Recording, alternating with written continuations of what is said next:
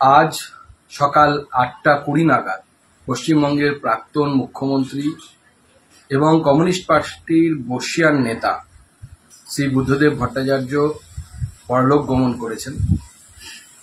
এই দুঃখের সংবাদে আমরা অত্যন্ত মর্মাহত। তার শোকসন্তপ্ত পরিবারকে আমার তরফ থেকে, আমার পার্টির তরফ থেকে আমি সমবেদনা জানাই। মাননীয় বুদ্ধদেব ভট্টাচার্য পশ্চিমবঙ্গের অন্যতম জনপ্রিয় রাজনীতিবিদ ছিলেন।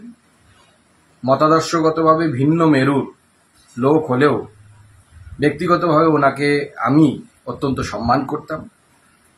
তার ঈশ্বরের কাছে প্রার্থনা করি তার আত্মার সদ্গতি হোক এবং তার পরিবারকে এই দুঃখের সময়ে, এই কষ্টের সময়ে ঈশ্বর যেন শক্তি প্রদান করে এবং পরিবারের প্রতি আমি আবার আমার সমবেদনা জানাই।